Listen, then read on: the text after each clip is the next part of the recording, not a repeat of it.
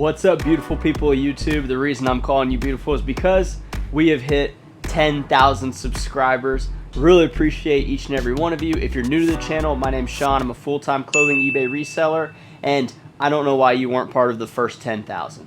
But if you weren't, that's okay, because we are onwards and upwards to bigger and better things. For today's video, we have a lot of sales to pack, 49 to be exact. $1,204.78. Somebody actually bought 24 items. It was a ton. We made a deal on 22 items. He was sending offers on each one, and then all of a sudden he threw in two kind of slightly more expensive items. So how do you feel about that? Should I honor the first agreement of what the price was, or do I need to really add in extra because I gave him a discount and we agreed, and then he added more? I think it's a little sus. I haven't messaged him yet. I haven't packed him up yet, but that's what we're doing right now. So whenever it comes to these types of orders, eBay, not the best when it comes to combined shipping and combined orders on the pool sheet. So what I'm going to do is I'm going to actually open up one of the eBay free boxes that I get with the coupon. You guys get coupons if you have an eBay store. I'm going to pack those up separate, so whenever I see his name, I'll pull that item and set it aside. It's very, very important to make sure you have the exact count, the exact items when you're doing a multi-quantity order, because if you just miss one, then they want a partial refund or they want another shirt shipped to them. It's just a whole big deal, so you want to make sure you get it right, and that's what we're going to do today. First things first, I have my boxes here. These are the 30 by 8 by 8 from Uline. So many people ask me almost every other day. They ask me, where do I get those boxes? I get them from Uline. They are expensive. I don't know if they're cheaper anywhere else. And you can only order them by the 25, and the shipping is almost more than what the boxes are sometimes. I don't know why they do it that way, but that's just how it has to be. I got to get one of the empty boxes. I funnel the items in there in order from lowest to highest as far as the SKUs, and then it's really easy to just follow the list when you're shipping the items. And then in between, we're going to set those other ones aside. So let's get that box first. Right here, I have this cart that I built. If you guys are new to the channel, this cart is made of wood, scrap wood I had all around the house, and I had some casters to put it on, which are just a fancier way to say little wheels. This cart comes in handy. I had it designed for a tub. I had one of those plastic tubs. That's why it's more of a square, and this is angled.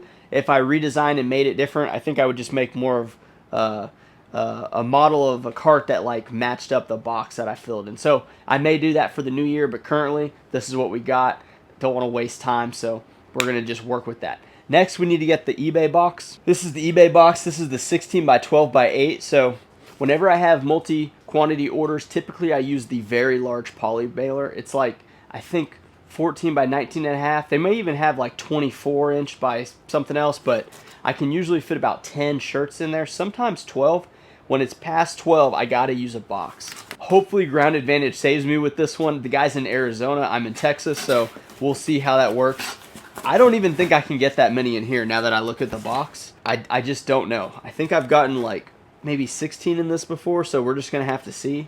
Man, it's a bit of a problem. I'm not set up for this situation, but I am excited for it because we have had a lot of sales recently. I'm a little bit cold, so I decided to put on this quarter zip. This is actually a Lululemon quarter zip. I got it for $12. I was gonna resell it, but it actually fits pretty well, kind of in with the style, the gray, the black. Yeah, so the first item I picked were these two shirts. These are just kind of low profit items. A lot of people don't really understand the model that I run. I push a lot of volume. I sell a lot of common brands. I didn't even mention the 24 item order. Those are almost all Ralph Lauren long sleeve button shirts. Some were Vineyard Vines, some were Columbia PFGs. He got them all for 10 bucks, and then there's the shipping, which we had agreed to, which was $9 for the first item, $3 for each item after that. So that ends up being I think it was $292 for 24 or 22 items, but then he added two more. So I'm probably going to kind of somewhat talk to him about that. I don't want to give him the same deal because he did grab a little bit better ones. He grabbed performance shirts instead of just standard cotton ones. So anyway, the deal with this is we sell a lot of items and we make a little bit of profit. But when you sell that many and when you go and hunt that many items, you do come across big profit items. And this is one that was a pretty good profit. It's in 142.63. So this is a pair of shoes. This is, what is it? This is Salvatore Ferragamo. What is that? Salvatore Ferragamo. These are horse bit, and it's actually cowhide dress shoes. Now, I bought these probably a year ago. I think I got them last summer possibly, and they had a bit of damage on them, and they took forever to sell. As you can see here, part of the fur is kind of like torn out of it, and I listed them at like $100 because these are very stylish, they're very unique, and you know, they're expensive shoes. But because of that damage, they sat for a long time, but they eventually sold. Somebody sent an offer of $50. So $50 plus $8.99 shipping. I paid, I don't know, probably like $10 for these. And yeah, it took a year to sell. Now, if I would have priced it more accurately when I first got them, they probably would have sold right away. But because I waited, try to get the most money for it, and I didn't know the market for it. This is a rare item for me to find, and it made some money. The reason I like clothes is because you can store thousands of clothing items in these boxes, in these racks, and you know, you can wait a year for them to sell, and it's no big deal. The vast majority of my items are going to be short sleeve polos, short sleeve button shirts, and long sleeve button shirts. Those are like my top categories. Now, there's money in every category. I myself do not go through the t-shirt section just because I never find enough good selling t-shirts, but that doesn't mean there isn't good selling t-shirts. Now, because I have those style shirts that I mentioned that sell the most, when the winter comes, I usually dip in sales. People always talk about fourth quarter being better for sales. When you're selling clothes, if you have a bunch of summer and spring clothes, they're not going to sell in the winter as fast as they sell in the spring and summer. So actually, summertime is whenever I get most of my sales. I do have shirts like this, though. This is a vintage Patagonia. This is a flannel, sold for $25 plus shipping. It's not like the coolest colors. Anytime you see browns, beiges, like kind of boring colors, you get boring prices on the sales. All right, to add to the great sales day, we have this Dixon flannel. Now, this is like the form function flannel. I'm not sure if that's like the model or if that's just like the new style. Sometimes Dixons can go for a ton of money. It's going to be the older ones. Like most of the times they do limited runs on like the really cool ones. This one I think is one of the more common like new age ones. It sold for $50 plus shipping. I'll pay anywhere up to like $20 for a Dixon flannel just because I've always sold them whenever I've had them. But yeah, $50 plus shipping, feeling good about that. A couple things have happened. I pulled quite a bit of items. The box, the eBay box that I had for the 24 items, totally too small. Now I have an Amazon box that came in that's slightly wider, so I'm filling that up, but I don't think that's going to make it either, so I'm not quite sure how to do it.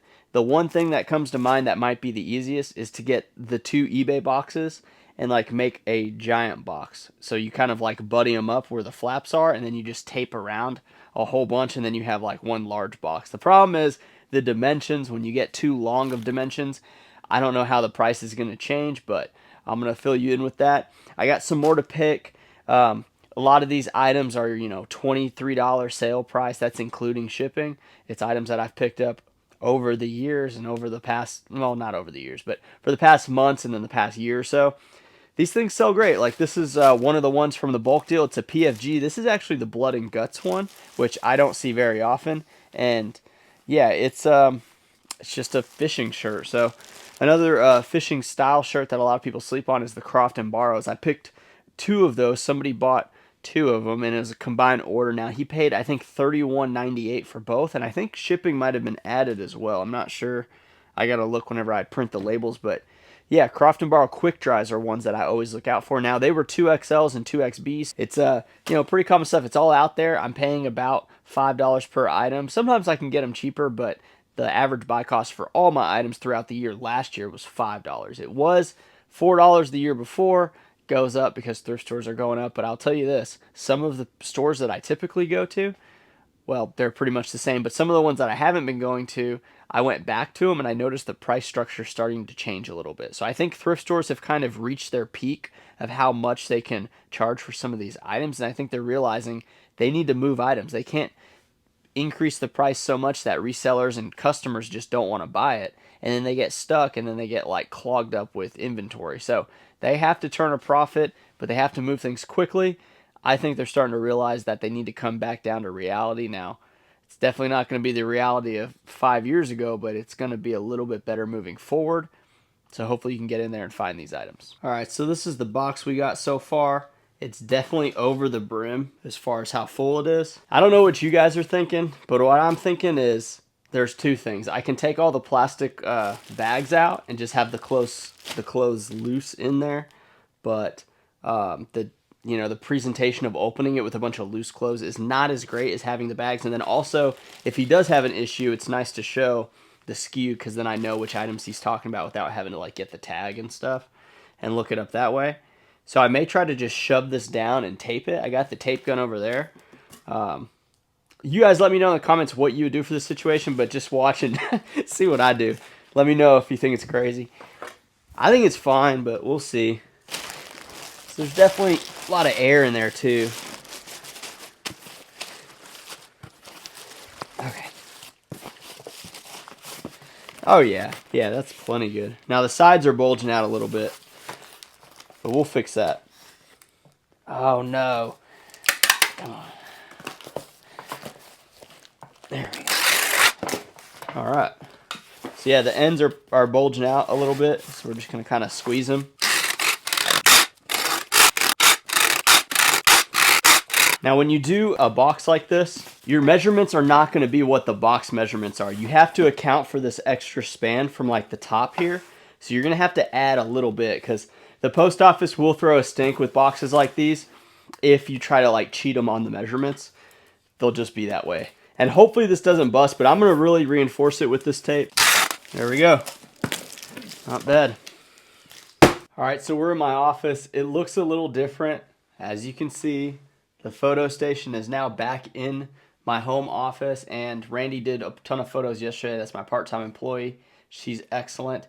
I had to get out of my office downtown. Now, currently, I'm still paying on the lease. I'm going to try to talk to the manager and see if I can get out of it, but there was issues with, in the summer, the AC wasn't working for a few days. It was way too hot to work. And then wintertime came and it was way too cold, so I had to buy a heater. And then it was way too hot and there was no way to regulate it. So I had them address the issue, and you know, maybe it's going to be fixed from now on, but honestly, I cannot risk something happening and then her either, you know, quitting or just not working that day, because it really takes a hit. She only works 2 days a week for me, a total of like 12 hours at the most.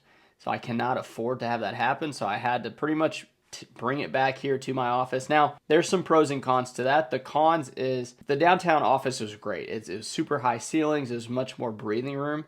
Now, when Randy's here and say I'm not outsourcing and I'm here in the office, it's extremely tight. So I may have to take my laptop, go work somewhere else, just to kind of, you know, 2 people in like a 10 by, was this, I think this is 11 by, I think it's 11 by 12 in this room. So with all the big stuff around, it really makes it tight. Hard to work, hard to breathe. The other thing happening is extremely exciting, and I'm going to get more into that. So we're going to pretty much not have to worry about both being in a small spot like this. And I'm going to elaborate more on that in the coming videos in the coming months as things develop. But I'm extremely excited to share that with you. Businesses are going well. My other 2 businesses are doing well. And then my advertising business, which is like my 4th business, that is, it's good. I have one client who I love, and I'm trying to get a couple more that are more consistent, but right now I'm really enjoying growing her social medias and doing, like, you know, advertising type things for her. So that's kind of what I do. Now, we're at the shipping station. As you can see here, I got the Accutech scale. Now this scale is really good for my items. Now with that giant box, it does get a little tricky to see the numbers. I would consider going with a digital scale that has the external like readout, so you can pull that aside. However, there's very few situations that it actually is a true problem. I'm going to show you how to do that. And yeah, the first thing you want to do when you have a bulk order like this of more than, let's just say even more than, I don't know, 10 items, where it's like kind of a lot and you want to make sure you have them all in the box, it's best just to pack everything else on the eBay page. So I'm going to go through the other items that I got, which was like half the order, because I think there's 40 something. And yeah, we're going to pack those up first, because that's just like the wise thing to do. And then it's like process of elimination. The worst case scenario is I missed an item and I have to go back and pull that item. Now, we had a ton of sales. Yesterday was $1,083 and the day before was $850. And the reason we're packing $1,200 is because, you know, yesterday I packed early in the morning because I had to source in Dallas, which went pretty good. And I'm probably going to have to go back to Dallas later this week, though, because I've been coming home a little earlier because my little boy, Seth, he is always looking for me when he gets back from daycare, so I don't want to miss those moments. And I'm going to do the trip twice, without sourcing as long on the one day like I used to last year and in years past. Let's get to packing some of these items. First item, this is just a Adidas polo. Now they paid $4.99 plus $8.99 shipping. That's very low. Solid color polos. If it's not like a big and tall size or like a 3XL, they're not going to sell for much. This was just a plain XL Adidas, nothing special, but it did make my money back, and it actually made a little bit of profit, which a lot of people sleep on. If you have 5,000 items and you make profit on all your items, it's going to be a pretty good amount of money. And Ground Advantage, $4.47. Things have been going up. I want to make a video on how I'm going to like rethink shipping because it's going up. Like if you used to have, $4.99 shipping for first class, it's now, going to be more than that because this one's under 8 ounces, so I was able to get under $5, but typically it's going to be a lot higher. And it can really affect your business, especially if you have a lot of items like me. Say it jumps too high and then you got to readjust the shipping. You might have to readjust the pricing or just do price reductions to get into that range of a price that people are comfortable paying. All right, I haven't packed up everything, but I am anxious to see how much this weighs. So the first thing I'm gonna do is I'm gonna put the scale flat so that I can do the box. And it's a pretty big box, but it's not like too big. I'm thinking it's gonna weigh like 22 pounds. Let's see. Oh, it's way lighter. So it's actually 15 pounds, 8 ounces, $27.50 for priority. And I don't think there's any Ground Advantage. Oh yeah, Ground Advantage, $16.88. So 24 items to ship for $16.88. That's pretty awesome. Hopefully he comes back and makes another like massive purchase. He's probably a reseller. These were all like different sizes. I don't know how he's gonna be able to get more money, and then unless he like sells in person, then there's a possibility he can get more money for these. Very happy for that guy, so thanks, man. I know.